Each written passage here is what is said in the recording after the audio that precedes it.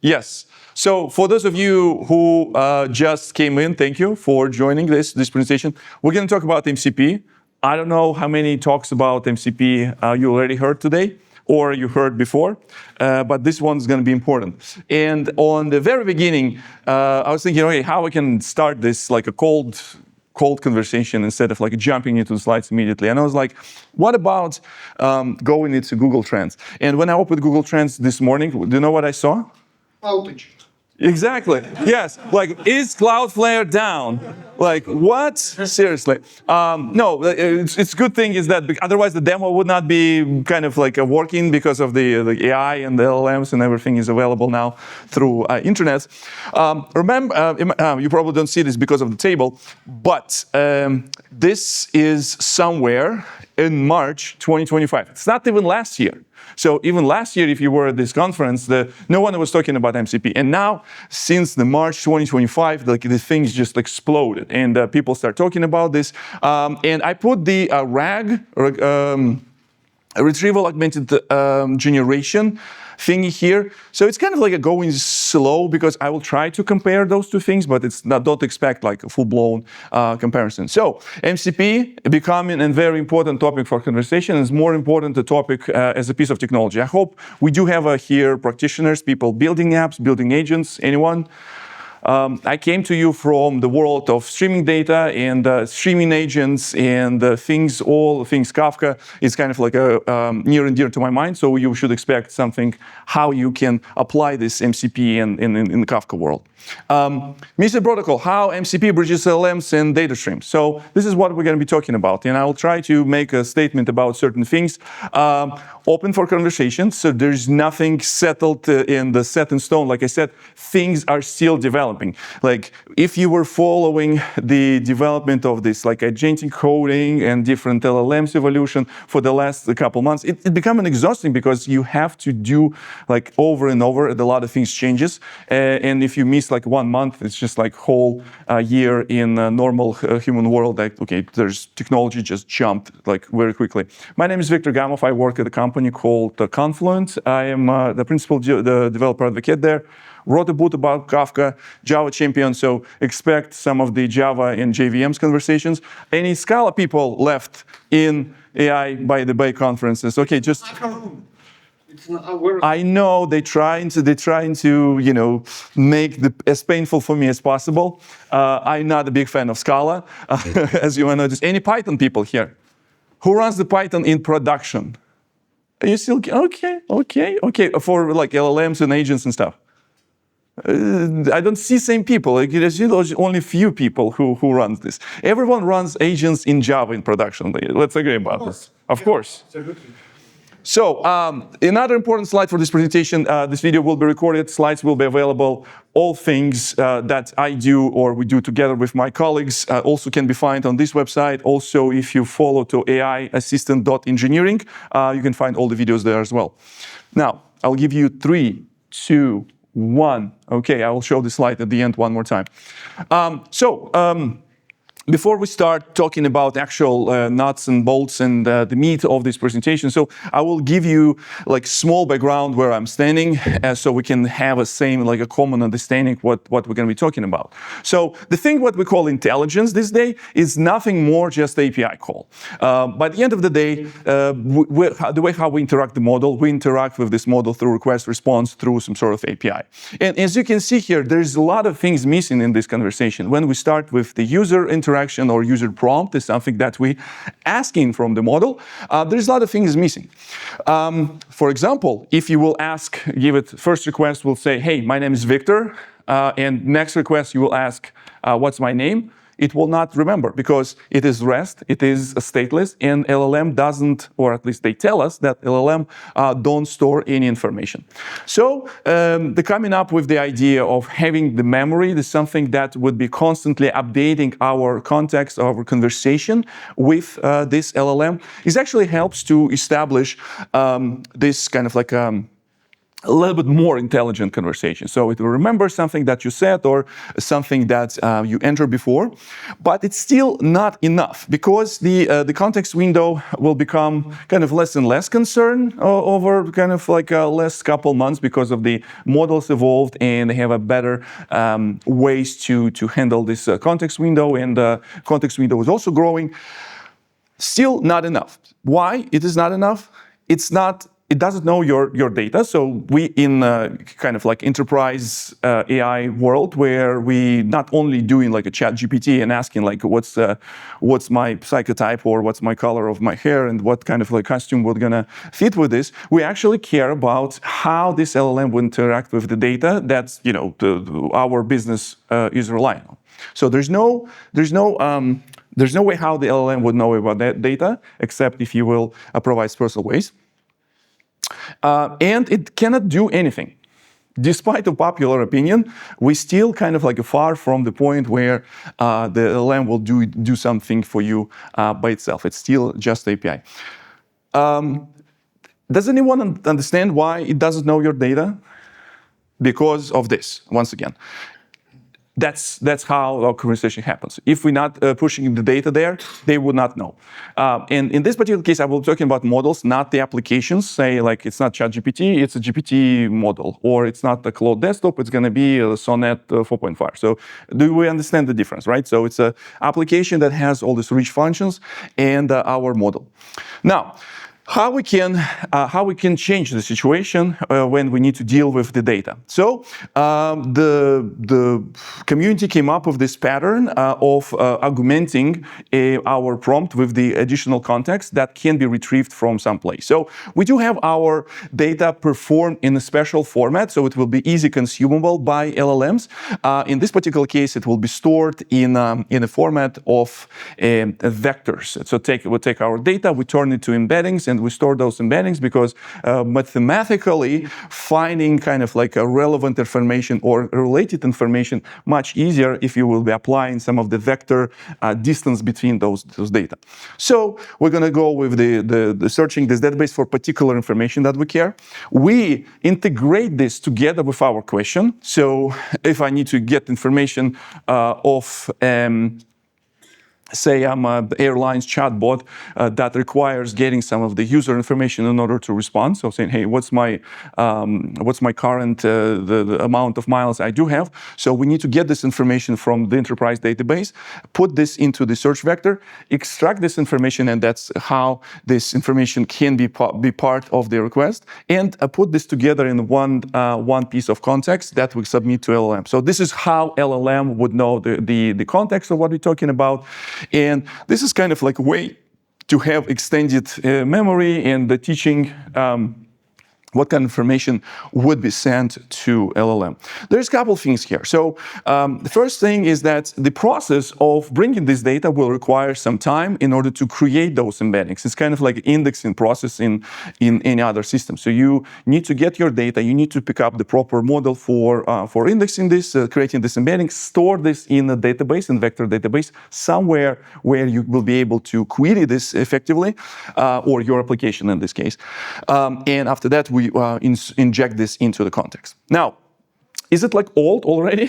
Like I said, since March of 2025, like is it old already? Yeah, maybe it is. But if it works for the use case, it's actually a good thing. You already figure out the infrastructure, how to run those systems. You already figure out how to store this. Here's the thing though, usually those, the RAG systems, they usually kind of like ETL style and they're batch oriented. So you need to establish some sort of procedures to get the data from your enterprise data storages and perform embeddings and store this in the vector store.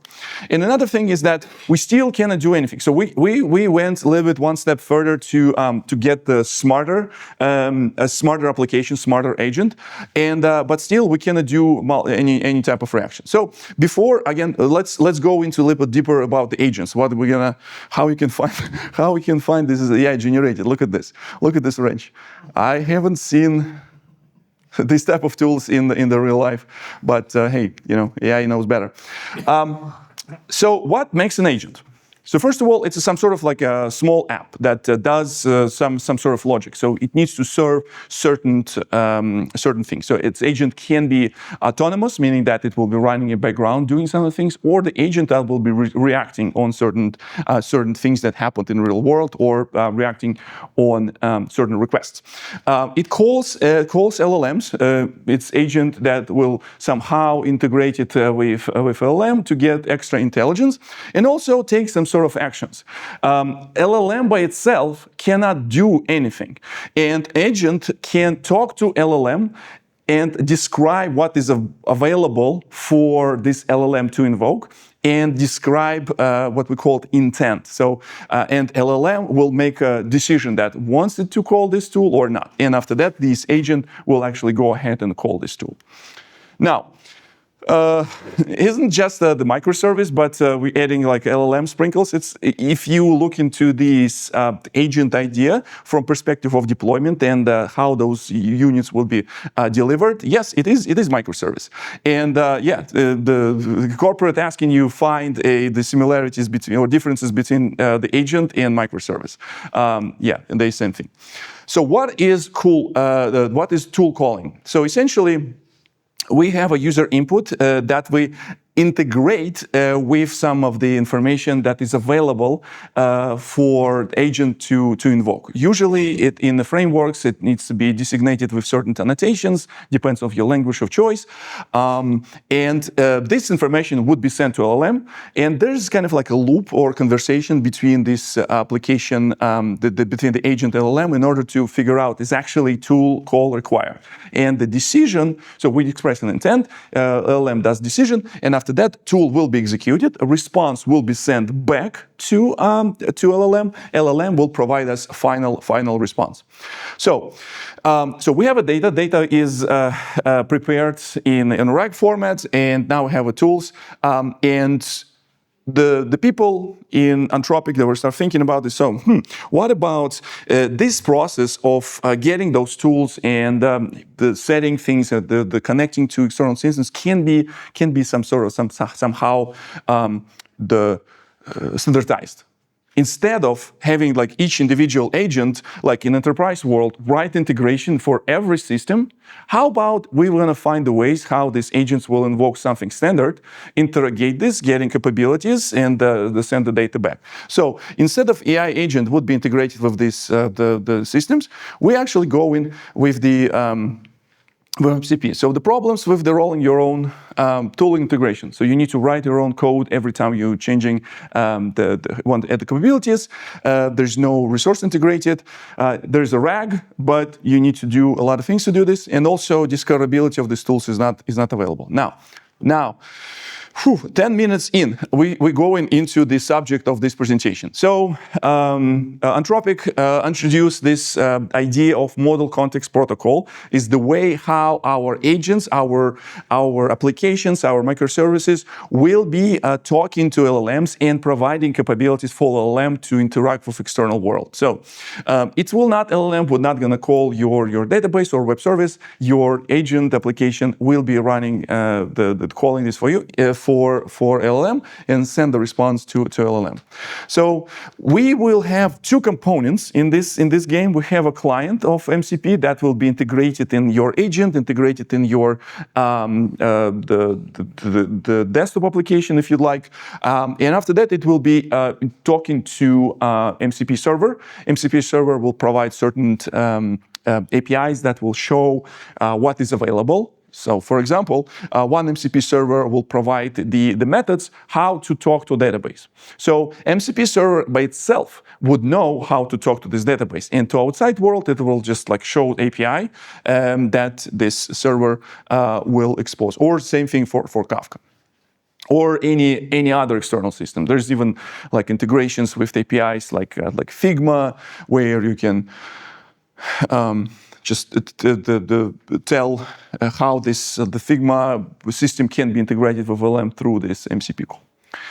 Now, with these components, this is how the interaction would look like. So this is your agent, this is your microservice, this is something that you're writing that will include MCP client for your programming language.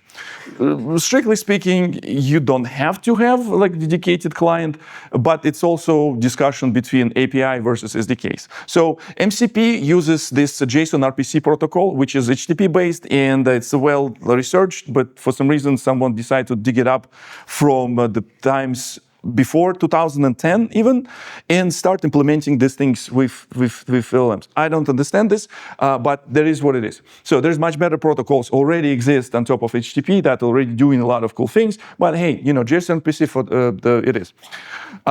So it can be microservices, it can be Cloud Desktop as one of your applications that you will be talking to your LLM. They also have capabilities to have a built-in MCP client.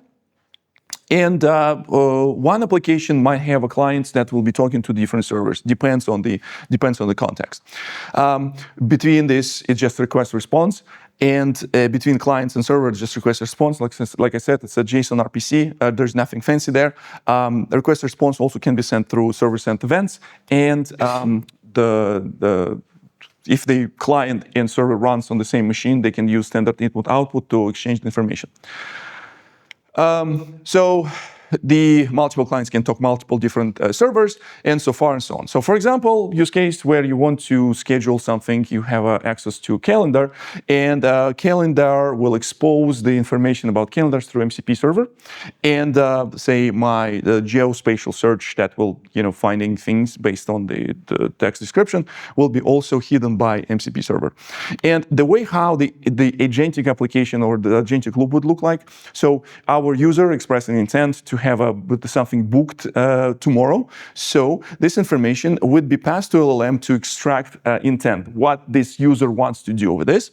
So based on this prompt, we get information that tomorrow, meaning that we need to understand what's the availability of this person in the calendar.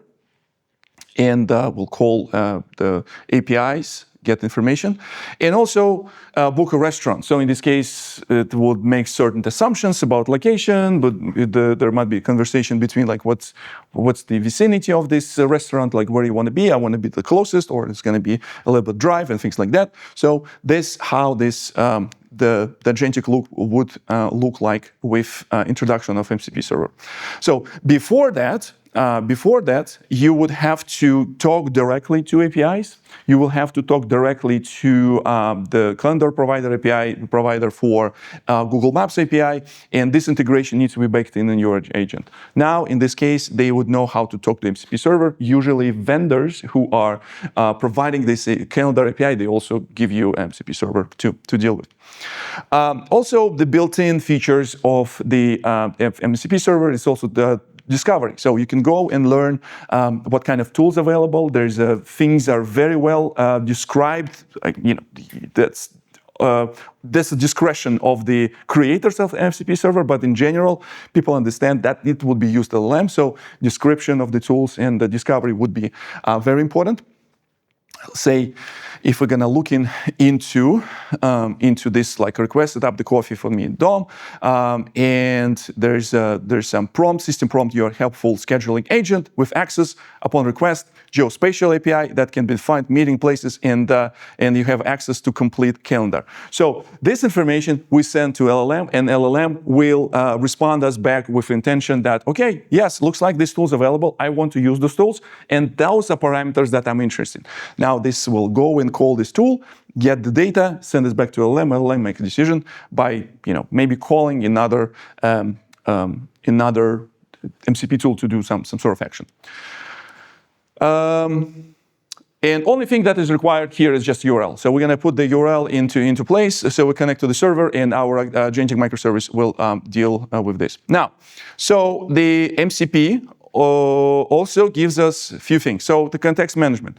Remember with the RAG, we need to bring the data into special formats. So this the vector search capabilities will get the right data from our databases. With MCP, you have this out of the box, and the part of this context management, you can ship a lot of information and context. We can talk about how this can be negative, like at the end, if we have we'll have a time to talk about this. But essentially, let's go to happy path right now. So we can call external tools. We can call different systems. And also it has an API discovery. So with this, how this would look like. I do have this, let's see if this will allow me to do,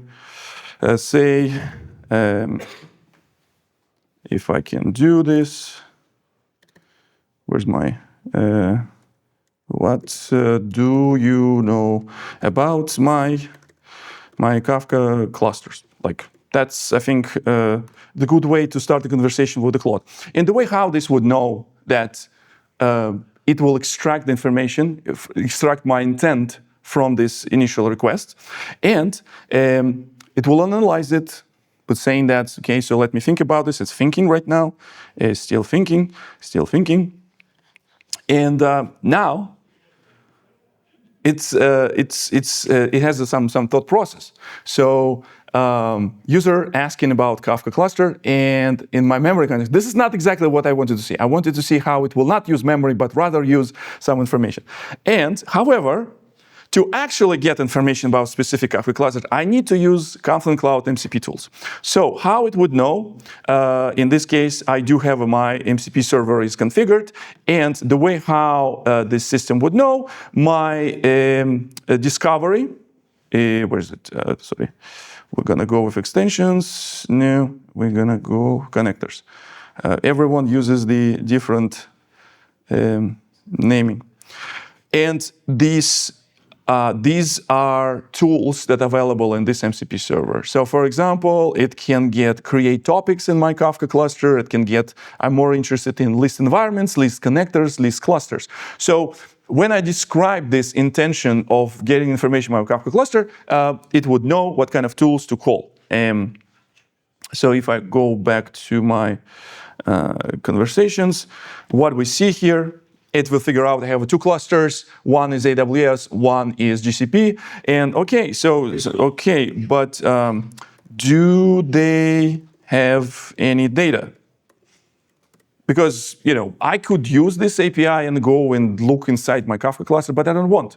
I have intention to learn what is in my cluster. So my MCP server, pretty capable of providing this information to LLM. So LLM will format this response. So it figure out that, okay, data, because this LLM already knows that data would be stored in my Kafka, so data will be stored in topics. So now it needs to invoke a list of topics and getting this information.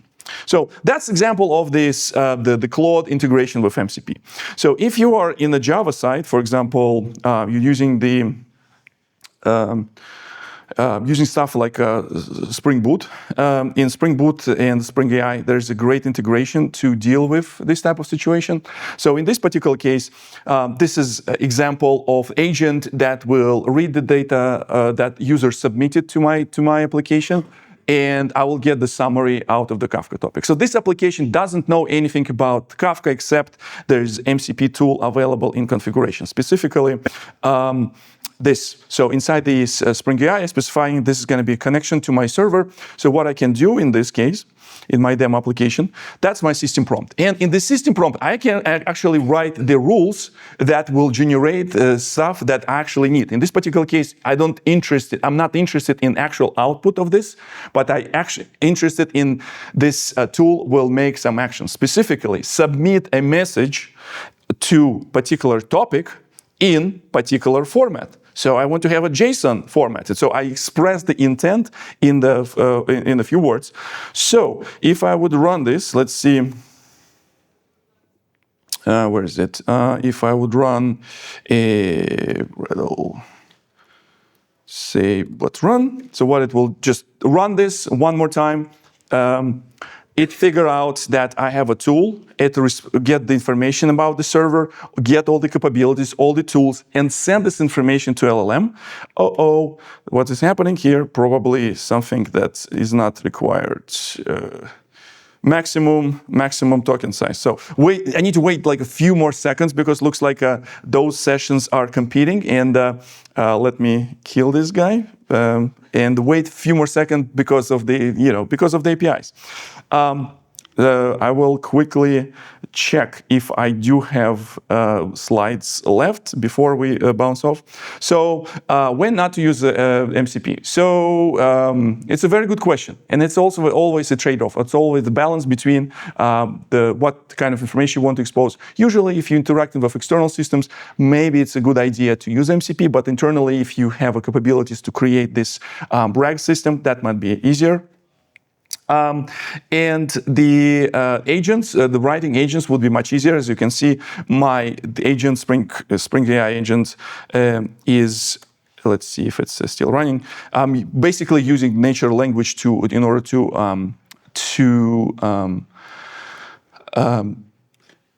I'm using natural language to describe the intent and write my logic of my agents. So yeah, so the agents are cool, and this is again, you writing some microservice.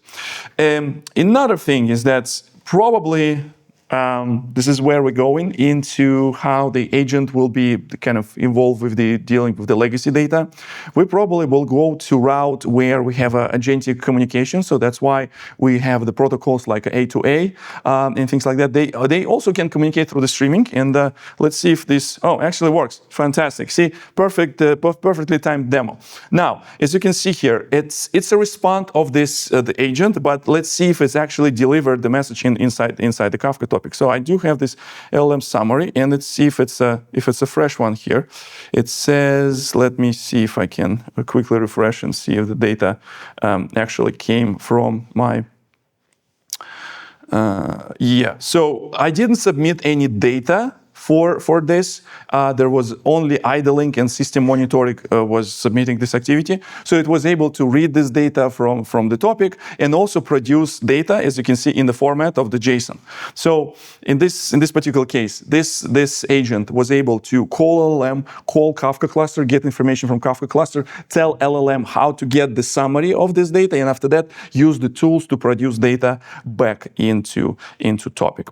So hopefully, this presentation will give you an idea of how to deal with the MCP and how you can use this and how the streaming data also can be integrated in this particular case.